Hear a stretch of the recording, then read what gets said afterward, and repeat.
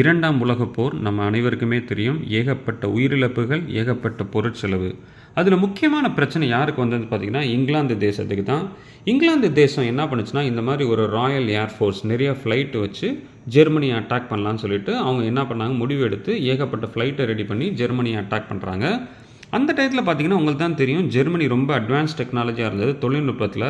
அவங்க என்ன பண்ணுறாங்கன்னா, ஒரு ரேடார், இந்த ரேடாரை பயன்படுத்தி இங்கிலாந்து தேசம் எந்த ஃப்ளைட் அனுப்புனாலும் போட்டு தள்ளிடுறாங்க. இந்த ரேடாரை வச்சு கண்டுபிடிச்சி பாம் அனுப்பி அதை வந்து போட்டு தள்ளிடுறாங்க.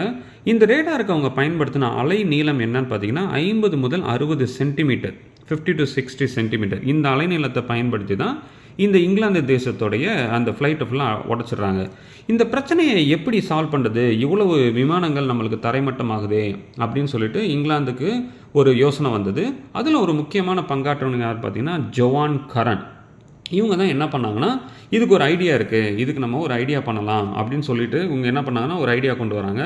அப்படி கொண்டு வந்த கோட் நேம் பேர் தான் பார்த்தீங்கன்னா விண்டோன்னு சொல்லிட்டு ஒரு கோட் நேம் கொண்டு வந்துட்டு, இதுதான் அவங்களுடைய இளம் வயசு ஃபோட்டோ.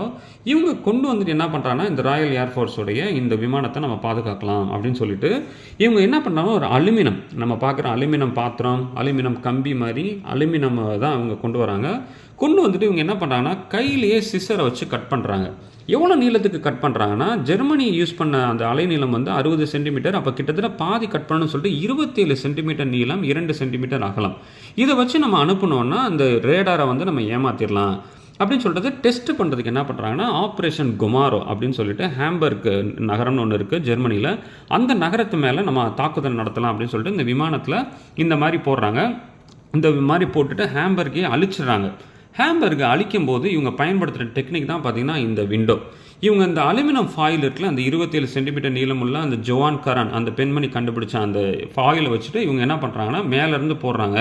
மேலேருந்து போட்டாங்கன்னா ஜெர்மனியோடைய ரேடாருக்கு எது உண்மையான விமானம், எது வந்து போலி விமானம் தெரியல. ஏன்னா இந்த மாதிரி நீங்கள் அந்த அலுமினியம் ஃபாயிலை நீங்கள் மொத்தமாக கொட்டினீங்கன்னா இந்த மாதிரி ஒரு பெரிய இது மாதிரி தெரியுது. இதுதான் பார்த்தீங்கன்னா ரேடாருக்கு, இதுதான் விமானம் மாதிரி தெரியும். ஏதோ ஒரு பெரும் படை வருது போல விமானப்படை, இதில் எது விமானம் எதுன்னு தெரியலன்னு சொல்லிட்டு சும்மா கண்ணை மூடிட்டு தான் ரேடார் தாக்கும்போது அவங்களுக்கு வந்து எந்த ஃப்ளைட்டையுமே கரெக்டாக அவங்களால சுட முடியலை. அஃப்கோர்ஸ் உயிரிழப்புகள் இருந்தது, விமானங்கள் அழிக்கப்பட்டன, ஆனால் முன்னாடி இருந்த மாதிரி அழிக்கல. அதனால் நீங்கள் நாளை பின்ன ஒரு சின்ன அலுமினியம் ஃபாயில், இந்த மாதிரி ஒரு அலுமினியம் ஃபாயிலை நீங்கள் பார்த்தீங்கன்னா, இந்த சின்ன அலுமினியம் ஃபாயில் வச்சு அந்த ஒரு பெண்மணி, ஒரு பெண் விஞ்ஞானி ஏகப்பட்ட இங்கிலாந்தோடைய ஃப்ளைட்டுகளை, விமானங்களை காப்பாற்றிருக்காங்க. ஹிட்லருடைய படையை ஏமாற்றிருக்காங்க. நன்றி.